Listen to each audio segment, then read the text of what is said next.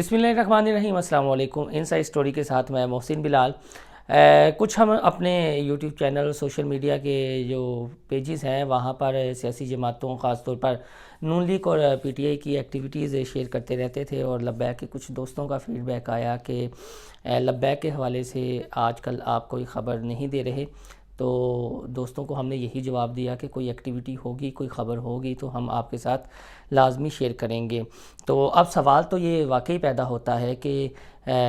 इतनी ज़्यादा सियासी एक्टिविटीज़ हो रही हैं, जिस तरह सुप्रीम कोर्ट और हुकूमत अब बिल्कुल आमने सामने आ गई हैं और एक दूसरे को क्रश करने के हवाले से तमाम चारे किए जा रहे हैं, तो ऐसे में लब्बैक क्यों खामोश है? और आगे इलेक्शन की जो एक्टिविटीज़ शुरू होनी हैं उसमें लब्बैक की क्या सरगर्मियाँ होंगी, या लब्बैक ने क्या अपनी हिकमत अमली बनाई हुई है, और हाफिज़ साद रिज़वी ख़ास तौर पर रमज़ानुल मुबारक में क्या कर रहे हैं, उनकी ज़ाती मसरूफ़ियात क्या हैं, क्या वो मुलाकातें कर रहे हैं, कोई शहरों के दौरे कर रहे हैं, कोई कायदीन से मेल मिलाप कर रहे हैं, कोई सियासी हिकमत अमली तैयार कर रहे हैं। तो थोड़ी सी ये इन्फॉर्मेशन हमने ली थी, तो सोचा आपके साथ ये तमाम चीज़ें शेयर कर दी जाएँ कि आखिर हाफिज़ साद हुसैन रिज़वी की मसरूफ़ियात क्या हैं और लब्बैक की अपनी इलेक्शन को लेकर हिकमत अमली क्या है। 3-4 इश्यूज़ जो बड़े इस वक्त मुल्क में आप देख रहे हैं, सुप्रीम कोर्ट, हुकूमत, Imran Khan, deadlock, election reforms, election होने हैं या नहीं,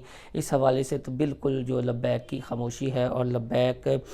इन चीज़ों में हमारी इतलात के मुताबिक पढ़ना भी नहीं चाह रही। वजह यह है कि ये बहरान हुकूमत और उससे पहले जब इमरान खान हुकूमत में थे तो उनका अपना पैदा करता है। हाँ, लब्बैक ने इलेक्शन में हिस्सा लेना है जब भी इलेक्शन हों। तो अब जो पंजाब में ख़ास तौर पर इलेक्शन का ऐलान किया गया सुप्रीम कोर्ट के 3 रुकनी बेंच की जानिब से कि 14 मई तक इलेक्शन हर सूरत में करवाए जाएं, तो यकीनन जो है अगर मौजूदा सिनेरियो की बात की जाए तो जो इलेक्शन हमारी ज़ाती राय में तो होते हुए दिखाई नहीं दे रहे, और नेशनल कौमी सलामती के इजलास में भी कोई ऐसा इशारा नहीं मिला। बहरहाल ये तो ईद के बाद ही क्लियर होगा, क्योंकि तमाम सियासी जमातों बाशमूल इमरान खान ने भी ईद के बाद ही अपनी सियासी सरगर्मियों का ऐलान किया है कि इंतखाबी मुहिम के सिलसिले में वो ख़ुद रैलियाँ निकालेंगे और मुख्तलिफ शहरों में जलसों की क़यादत भी करेंगे। तो ऐसे में लब्बैक के अमीर की क्या हिकमत अमली है? तो जो अगर हम रमज़ान के महीने की बात की जाए तो जो हमें इतलात मिली हैं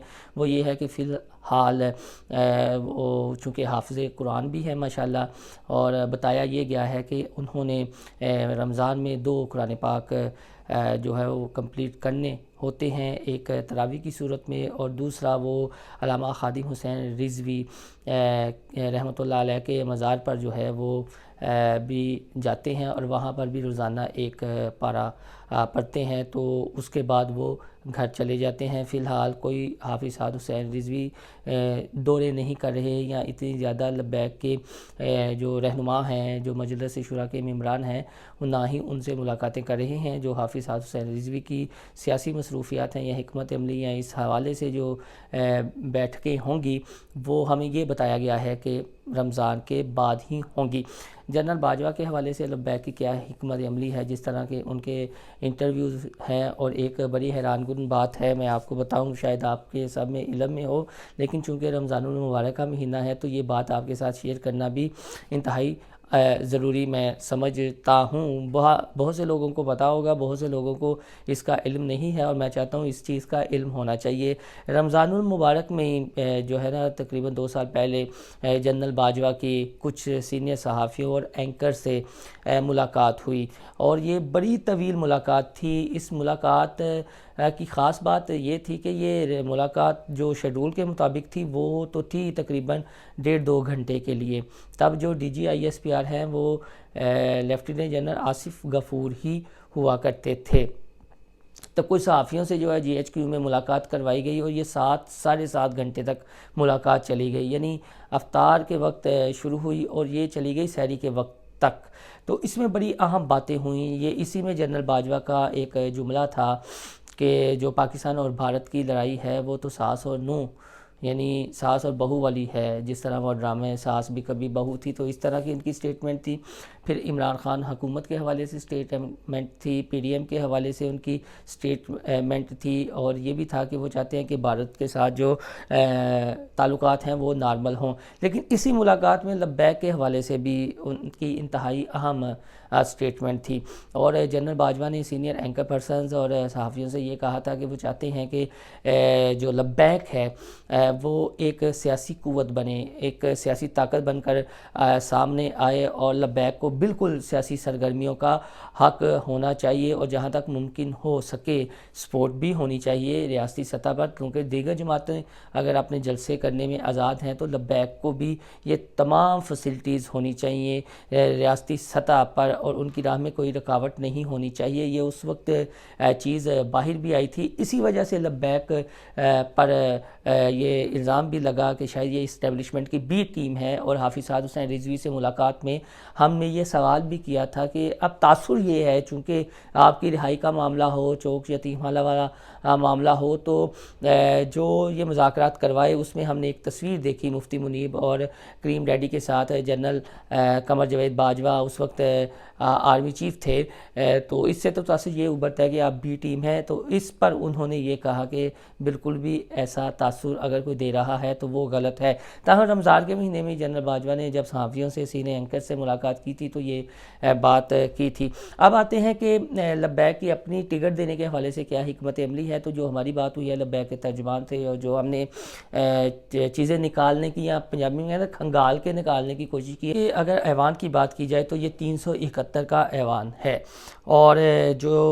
عام انتخابات ہونے ہیں وہ ہونے ہیں 257 نشستوں پر، یعنی پنجاب کے اگر حلقوں کی بات کی جائے تو وہ 257 ہیں، 8 جو ہیں وہ منارٹی کی نشستیں ہیں، اور 66 جو ہیں وہ خواتین کی مخصوص نشستیں ہیں۔ وہ جتنا کوئی جماعت ووٹ بینک لے کر آتی ہے، جتنی ان کے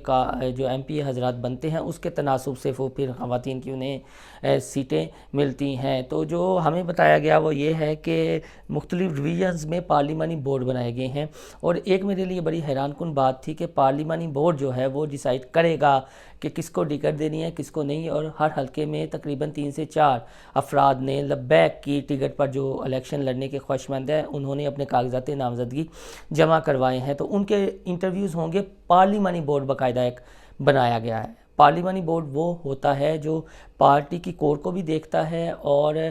پارٹی کے ساتھ جن کی کمٹمنٹ ہے، پارٹی کے لیے جنہوں نے قربانیاں دی ہیں،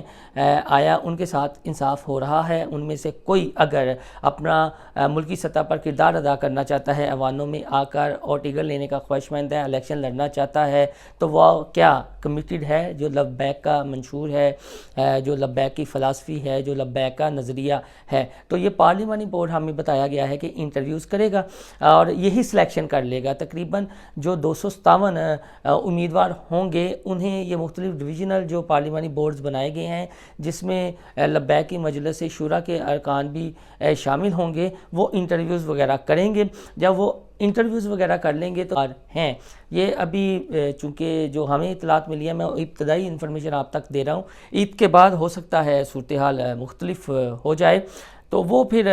ایک نشست ہوگی امیر لبیک حافظ سعد حسین رضوی سے تمام پارلیمانی بورڈز کی، اور وہاں پر یہ پھر نام رکھے جائیں گے، اور وہاں پر پھر بتایا جائے گا کہ ہاں سیالکوٹ ہو، گجرانوالہ، فیصل آباد، جنوبی پنجاب، راول پنڈی، تو یہاں سے جن کو ٹکٹس دی گئی ہیں اس کی وجوہات کیا ہیں، کیا وہ لبیک کے سے کمیٹڈ رہے ہیں، اور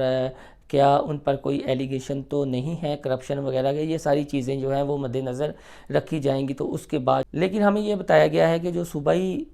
اراکین کی سلیکشن ہوگی اس میں پارلیمانی بورڈ کا جو ہے وہ زیادہ اختیار ہوگا، امیر لبیک کا اتنا زیادہ اختیار نہیں ہوگا۔ تاہم جب قومی اسمبلی کی